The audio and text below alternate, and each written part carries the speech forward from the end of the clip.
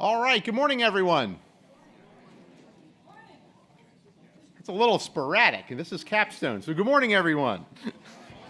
Excellent.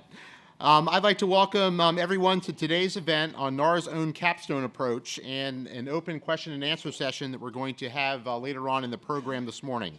My name is Paul Wester, and I'm the Chief Records Officer for the United States government, and I'm really thrilled that everyone has come out today to hear our presentation.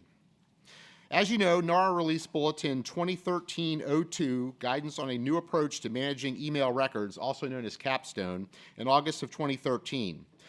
Considering the importance of email management in the federal government, we at NARA wanted to provide more information and more training about how this approach may work for your agency. We've had a lot of different training workshops that we've offered, individual meetings that we've had with agencies, and today we're going to share the approach and how we are implementing it here at the National Archives. So as part of today's event, we're going to be breaking the piece up into two pieces as the slide indicates.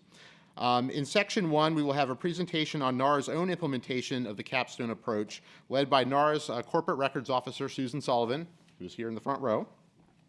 Susan is going to share information on how NARA planned its approach, stakeholder involvement, implementation steps to date, lessons learned that might help other agencies who are considering implementing their own Capstone approach. Questions and answers on her presentation will be gathered up and covered as part of the second panel that we're going to have this morning after a short break. So in section two, a panel of NARA email experts will be available to answer questions on NARA's approach as well as general questions on Capstone and email management. And we have folks that we've brought in from our email formats team, from research services, and a whole host of other parts of the National Archives as well as our own staff here. So I think it'll be a really good give and take with the folks here.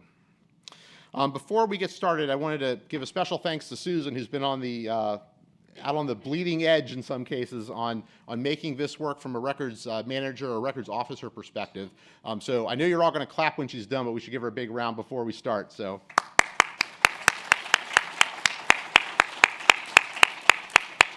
And then special thanks to all the NARA staff who've been involved in inviting you to be here today, organizing the session, and getting things set up so that we can have a good presentation from Susan as well as the question and answer piece. So with that, I'm going to jump over to give you a little bit of level setting about the directive itself and the requirement around Capstone. So everyone in the room, I presume, has heard of the Managing Government Records memo from OMB and NARA. That's weak too, but that's all right. So that's Directive M1218, and one of the items within that directive is a goal that all federal agencies need to manage all of their email, both temporary and permanent email, electronically by the end of 2016.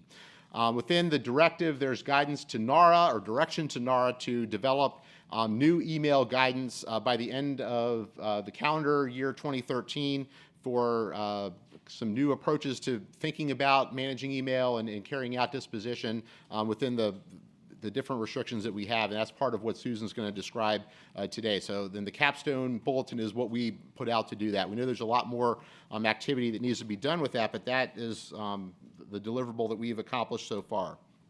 I want to talk a little bit about the Capstone approach itself. As opposed to managing series of records within different kinds of contexts, we want to manage email records at the account level. We're looking with the Capstone guidance in combination with other kinds of IT investments that agencies are making now to leverage these new technologies to better manage email from a business need within agencies, but then also to be able to get the permanently valuable records to the National Archives. And we want to allow for the disposition of clearly temporary accounts while identifying and capturing permanently valuable email accounts. And this is a combination of the Capstone policy itself, other concepts like flexible scheduling, which allows agencies to manage large bodies, particularly of temporary records, but permanent records as well, in multiple series so that we don't have to carry out individual specific disposition instructions on each individual file. This is a way to think about this at a higher level of aggregation with less human intervention involved in the process. I'm not sure how much of this you can see, but part of what we want to be able to convey to folks who are considering the Capstone approach is that if you view your agency or your department as a series of pyramids, the theory is there are parts of an agency that are more likely to have permanently valuable email records, particularly at the top of an organization, but also in different places throughout an organization. And what the Capstone approach allows you to do by managing at the account level is to identify where you would draw a line across an agency above which all of the email records would be permanent, would be captured, and we would work with an agency to transfer them to the National Archives, and then below which we would work with an agency to identify different ways to cover the scheduling of those temporary records and other kinds of ways to gather the permanent records that may be created or received at other parts of an organization. So this is just a graphical representation to think about how you could conceive of this sort of issue within your agency. And I know as part of what Susan's going to talk about is some of this is like the easy thing conceptually, how this works. Susan's going to talk more about the nuts and bolts of how you can make these selections and identify who these Capstone officials are and the kinds of technical things you need to think about as you're moving out with this kind of an approach. And we will also be able to go into more detail about that as part of the question and answer session. So with that, we're going to bring Susan Sullivan up here, and she is going to give the presentation on the NARA implementation of Capstone. Take it away, Susan.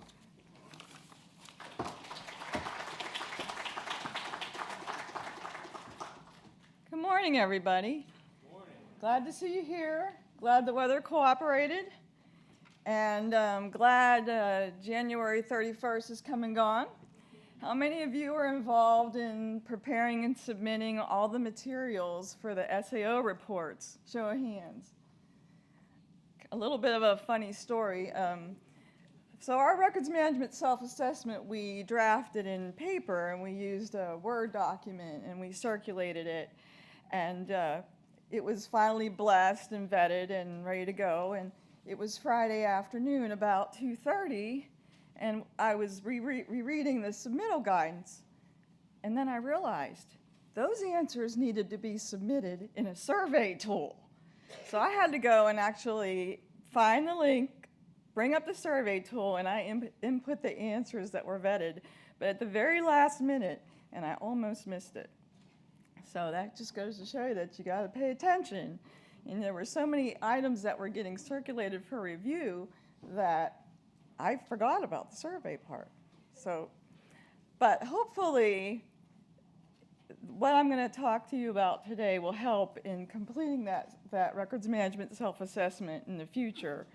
And the way I'm going to do this is I'm just going to tell you the story. This briefing has been written and rewritten a couple of times from a technical perspective, from a policy perspective. And this is more of a policy focus today. But on the 13th of February, I'm going to do a webinar that's a little more technical, tell you how many bytes and bits and formats and stuff like that. But this one today is going to be a little bit more about our experience, what we had to think about, how it started, just kind of a journey. What was our journey? So with that said, the NARA corporate records management staff is situated organizationally in NARA under the Chief Operating Officer.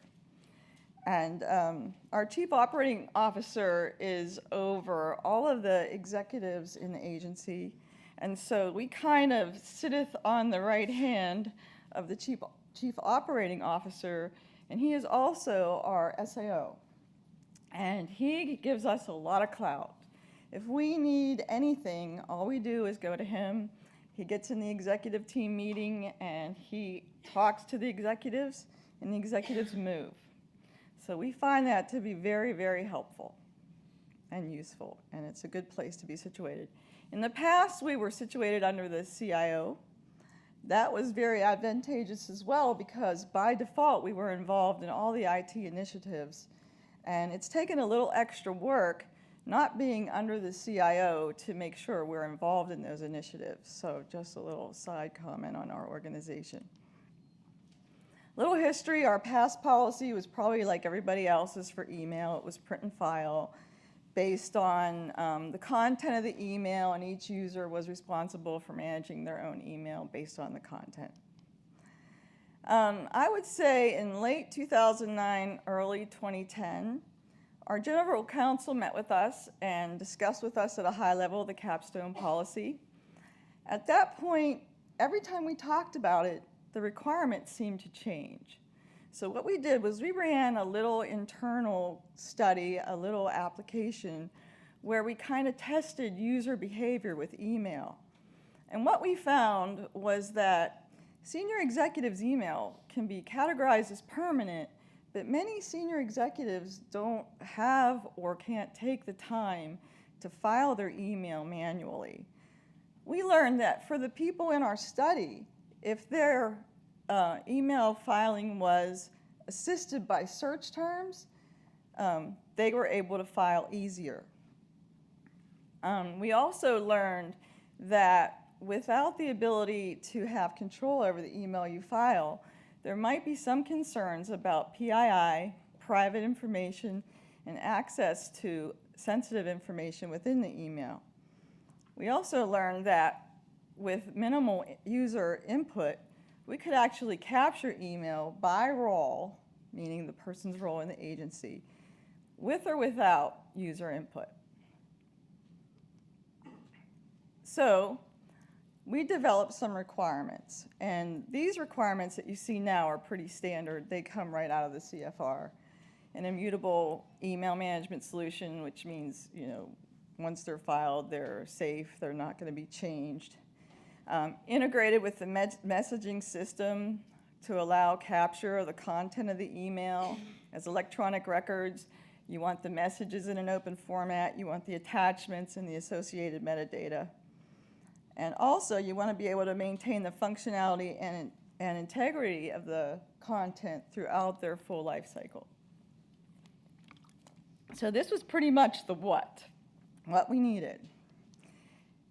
Where it got a little more interesting was how to implement this.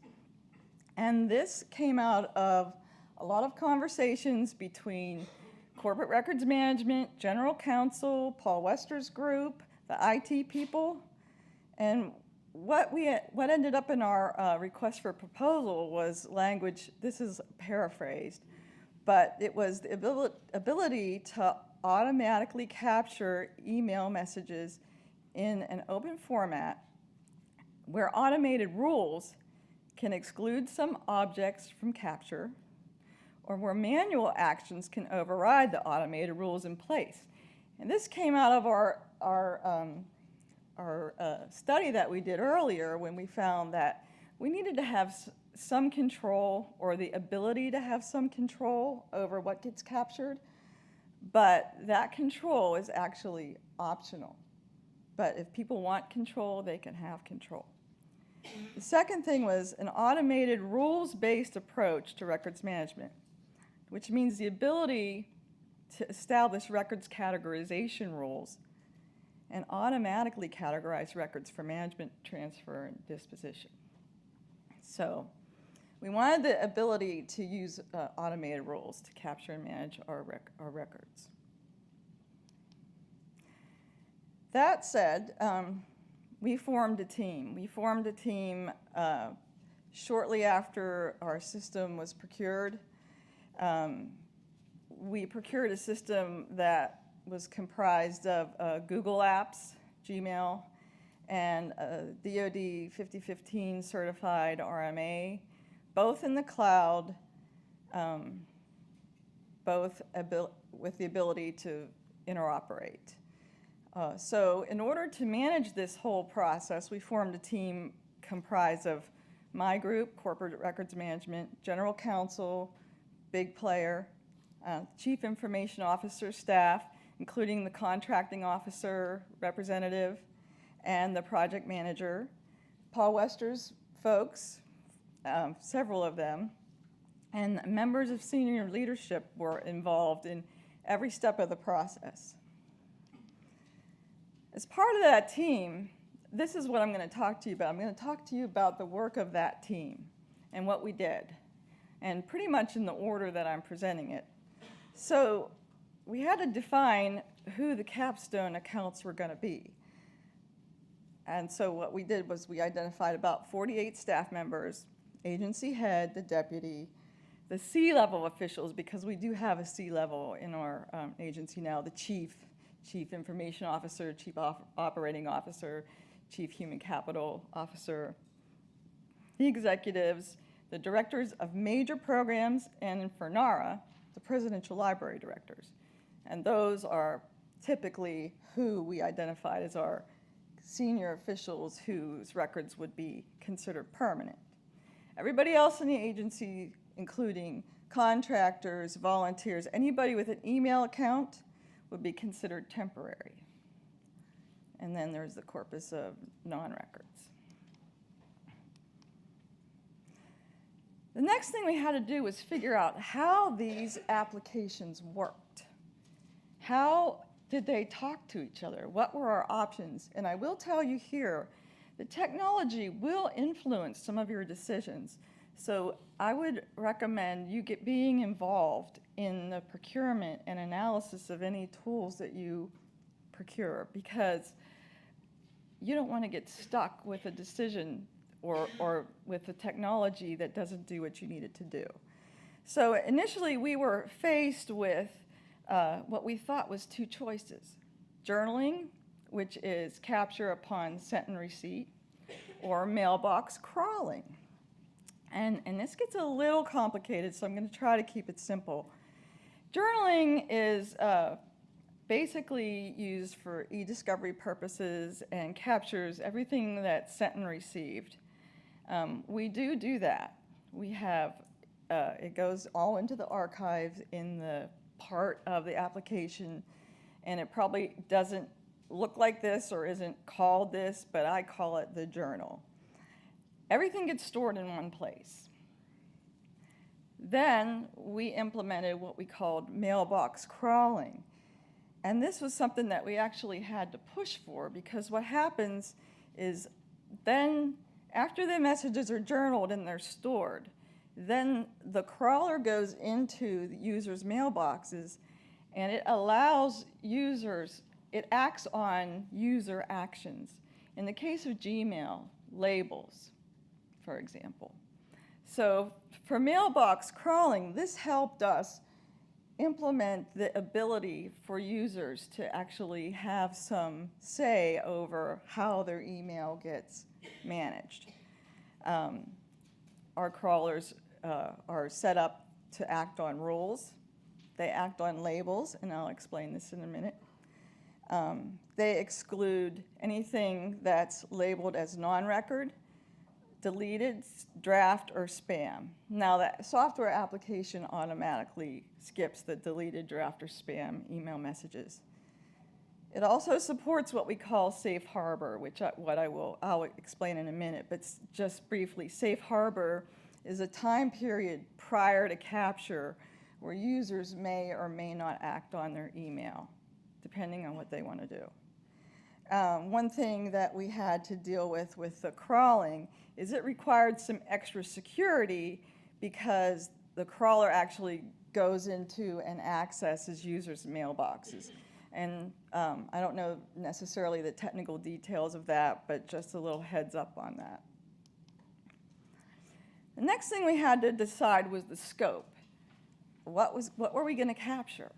And again, the technology had a lot to do with these decisions, because the technology that we purchased could go into mailboxes and calendars and crawl those and capture those automatically.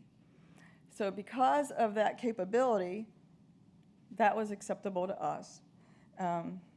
It captures email messages and attachments, calendars and appointments, tasks that are part of the calendar, and if a user moves a chat transcript into their mailbox, it'll capture that as well. Then we had to identify an effective date, because when was this all going to take effect? So we identified January 22nd, 2013 as the effective date. So anything created or received after the 21st, that's when we turned on the crawlers. So you can imagine the crawler has some logic behind it, and I'll talk about that in a minute. So We had to think about our legacy content, and don't underestimate your legacy content. This is something you really need to think about what you're going to do with that. So if it was sent or received before the effective date, our print and file policy still applies. However, because we did have the ability to, we had the RMA now, we had the Capstone file plan. So once those items were crawled into the RMA or the archiving application, however you want to look at it, users could manually file those under Capstone. We left that as an option. Because we know that print and file may not have been applied consistency throughout the agency. So a little bit about Safe Harbor. Ironically, we implemented right around the time Edward Snowden came out, and people were very sensitive about personal information and their activities online and their communications. And what we found, and this is kind of interesting, people think their soul is in their email. It's who they are. It's what they feel. It's what they've said. It's their knee-jerks. It's their jokes. And they really would like to have some control over that. So we created what we called Safe Harbor. And I think this is something that came out of the Sonoma conference as well. This is a time period before the record-keeping capture that allows our users to delete useless non-records, to label as non-record information that they want to keep. So for example, I get a lot of information from listservs that I want to keep. So I label those non-record record-keeping information. And they don't get crawled, but they're saved for me in my Gmail, and I can access those whenever I want. If you are, by default, a temporary user, and you have an email that is permanently valuable, you can label your email permanent during the Gmail Safe Harbor.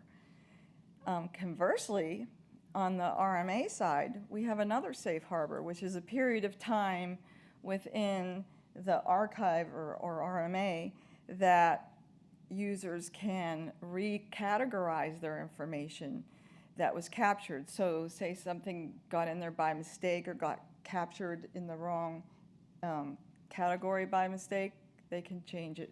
There's a certain amount of time they can change it. They can even go and take, we brought in all of the legacy email into our, the Unified Archive application. It's not categorized as record, they're just convenience copies, but people can go into their RMA, they can do sorts, they can go in there and categorize those legacy emails as records if they want to during the Safe Harbor period. So just a little bit about the capture logic, because there were two ways we kind of broke down the way our email was managed. We call them capture rules and records declaration rules. This is the capture side. So the crawler goes out and looks in a user's mailbox and says, is it 90 days old? Yes. Is it non-record? No. Is it spam, draft, or trash? No. Capture it. If it's not yet 90 days old, it goes over it. If it's non-record, it doesn't capture it. If it's spam, draft, or trash, it doesn't capture it. So that's the capture logic in the crawler. Then you've got your records declaration policy, which is kind of a different flavor of auto-categorization. And it's not magic, it's not all that scientific. It's based on very simple rules.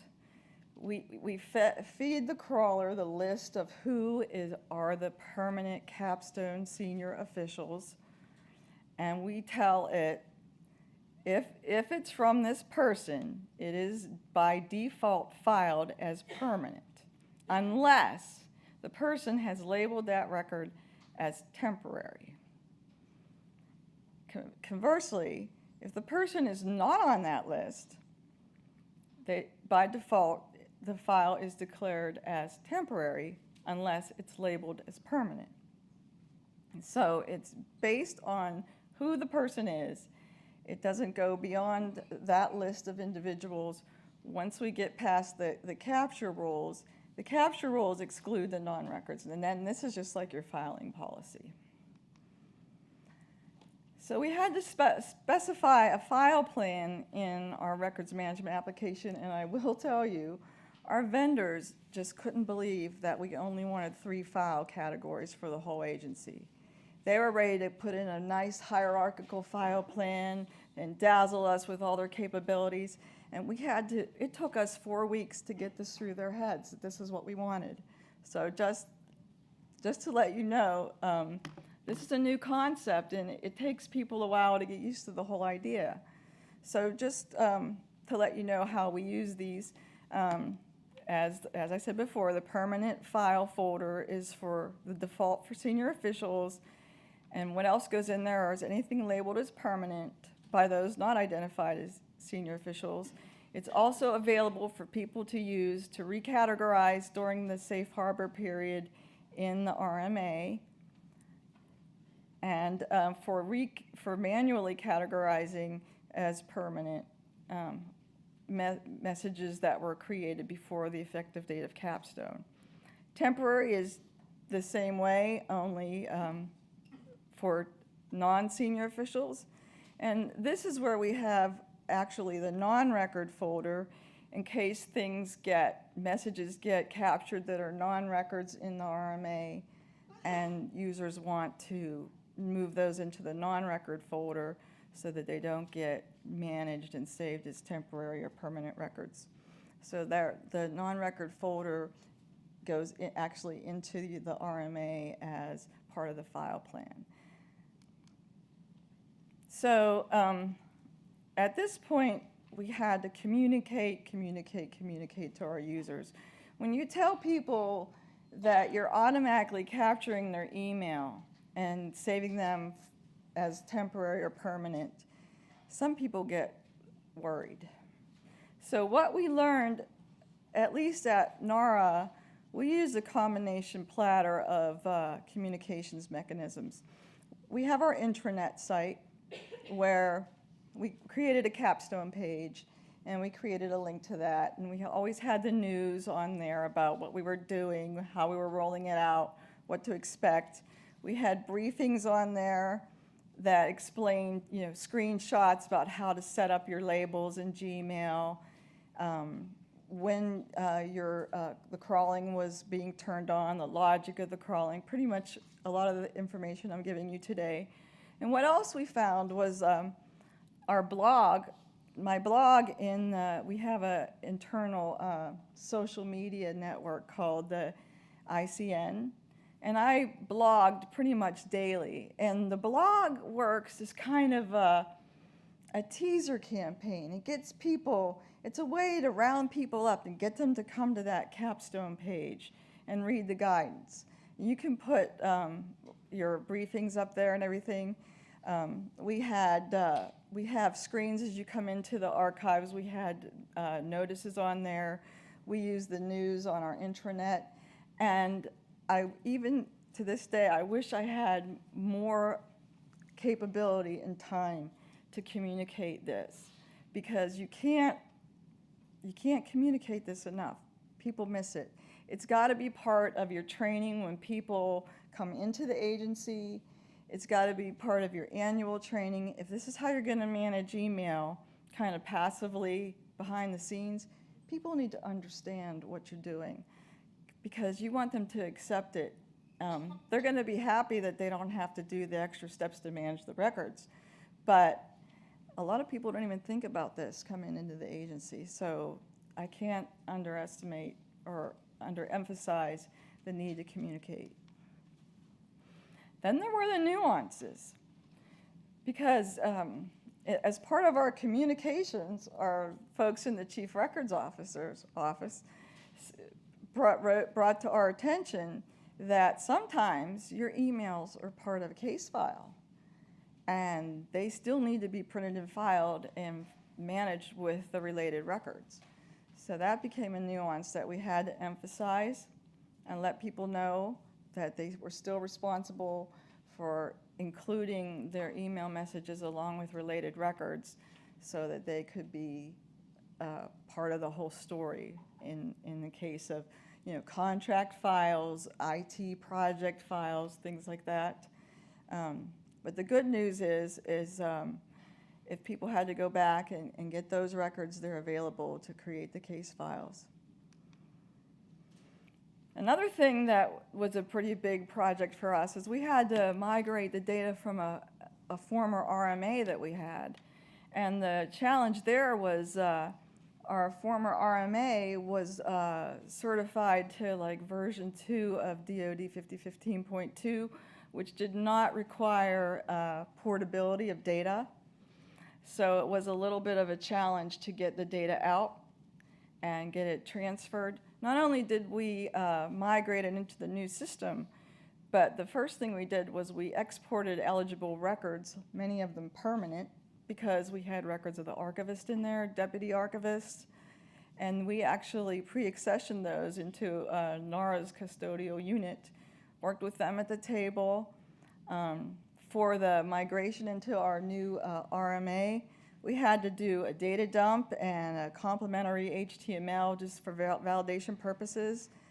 And the migration, I'm going to be honest, wasn't pretty. Whenever it's in the new RMA, it doesn't really look like it did in the old RMA. The functionality is not quite the same.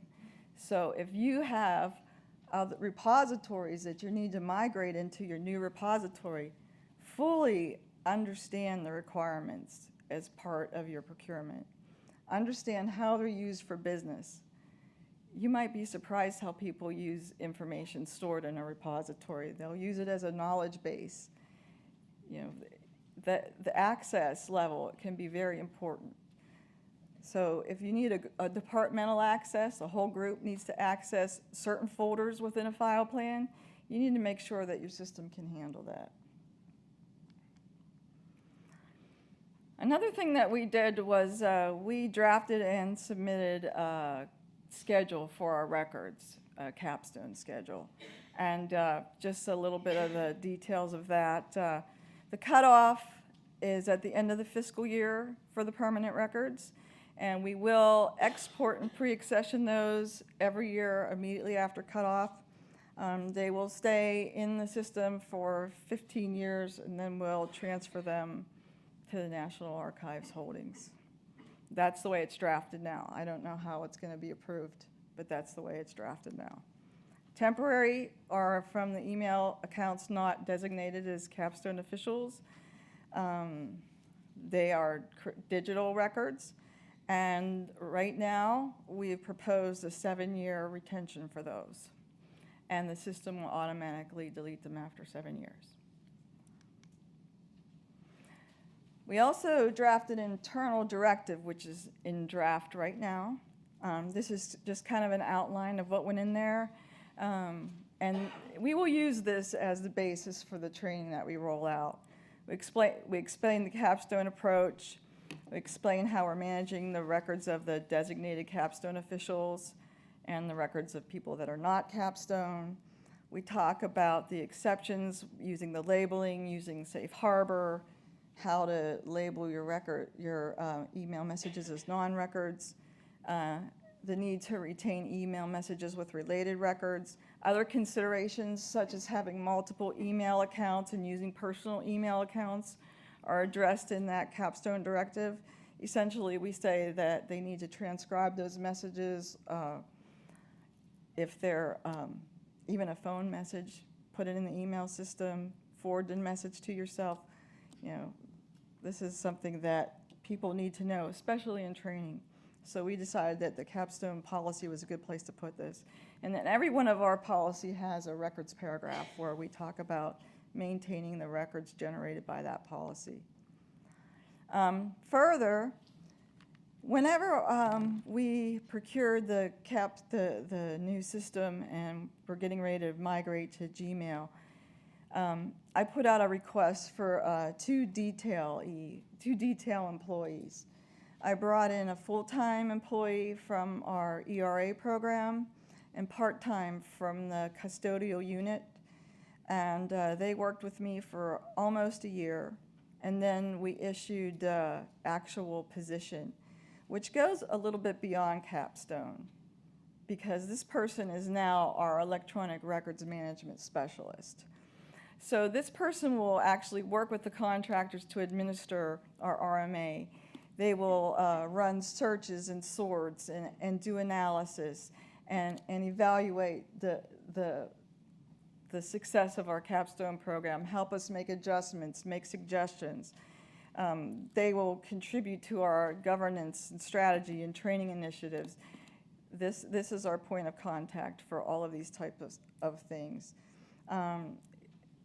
This person's responsible for maintaining record schedules for electronic information management systems. So this person is the one that's out there talking to project managers and IT system owners about getting record-keeping requirements integrated and making sure that all of the new systems are identified and record-keeping requirements are implemented in them. So they're really our ERM special. This person is really our ERM specialist in the program. And this is a new position that we just filled late last year. So this is a summary. It's not in exactly the order of importance, but as Paul mentioned, well, I guess this is the most important thing. When Paul's group issued the Capstone Bulletin, it was very helpful to us because it provided us a lot of validation, and it was something to hang our hat on, because we had been moving forward knowing this was coming, but we had the whole concept, but having it in writing was a huge help. We adopted the new email system because the email system that we had was not reliable anymore. The format was proprietary. We couldn't really save email messages easily in a record-keeping system. We had studied the Capstone approach and identified the requirements pretty clearly. We didn't just take it on its face. We actually tested it with user behavior, and we learned a lot of good lessons. And then we took the step, and we actually implemented the approach to managing email. It made filling out the records management self-assessment so much easier because we're getting much closer to fulfilling the requirements of the new OMB Electronic Government Records Directive. Obviously, we subscribe to Gmail. The RMA that we're using, RMA/archiving system, and I will say, these systems have kind of evolved. Back in the day, I don't know, I don't want to put a time frame on it. These systems were basically a repository. They were a system that had folders with records retention schedules applied to them. And the difficulty was in creating file plans in them and getting people to right-click Save As into these systems. But now these systems have evolved. They have crawlers attached to them. They have journaling capabilities. They have the repository to store things with the record-keeping information. They have the ability to do the whole ball of wax that you need to do for information management. But you have to understand exactly how they work with the systems you have in place and how your users are going to actually use them. That said, this does help us comply with Section 1.2 of the Presidential Directive. And we obviously had to pick a start date and demarcate when our Capstone policy began. Moving forward, as I said, we submitted a record schedule. And in review, we have about 48 permanent accounts that the email records will eventually be transferred to NARA's archival holdings. The temporary accounts right now are currently proposed to be retained for 7 years.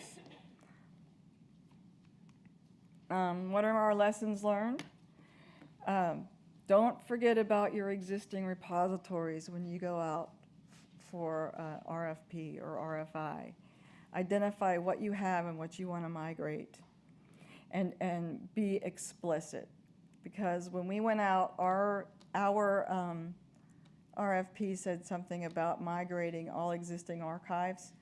Well, technically, our old RMA wasn't considered an archive by our contractor. So we ended up having to add that onto our contract. And there was a lot of extra work there that was unplanned for. But in the end, we got it done. Establish a common understanding with your vendors and your contractors. This takes work. Sit down and develop your requirements. And they're really configuration requirements. You know what the system can do. How do you want it set up? What's the outcome you want to achieve? And go over the requirements with your vendors line by line and make sure they understand what you're saying and what you mean and why you're saying it. It took, I would say, 4 very long meetings to get there. We fed them the requirements in paper. They fed them back to us, translated. No, that's not right. It took some work. Like I said to our vendors, archive is a verb. So there's a little gap there, but they came around. It took a while, but it's really important. And understand that user communication is very important. Their soul is in their email. It's very, very personal, very personal. That's why you need to, if you're going to capture all the legacy email, give them some extra time to manage it, to clean it out. Let them know ahead of time, before you even do the procurement. You're going to do a procurement. Clean up your email. We did do that. Some people did, some people didn't. We even gave them example of searches and roles they could do in our old email system to clean out things that we knew were broadcast messages. Things like that. And like I said, some people did it, some people didn't. You're going to need to establish your schedule and your policies. And again, can't say it enough. Communicate, communicate, communicate. Collaborate, collaborate, collaborate. And it might sound complex, but when I'm standing here right now looking back at it, it all was pretty much common sense stuff that you needed to do all along the way. I just hope that you can benefit a little bit from our experience, because in the end, I think it's a worthwhile thing to do, and it does help solve a very big problem in managing email records. Like Paul said earlier, we're going to have a panel discussion next. I hope you don't mind holding your questions until then. I know I didn't necessarily cover everything. My next speech will be via webinar on February 13th. It'll be a little more technical. And with that, I want to thank you for your attention. And we'll see you in about 15 minutes.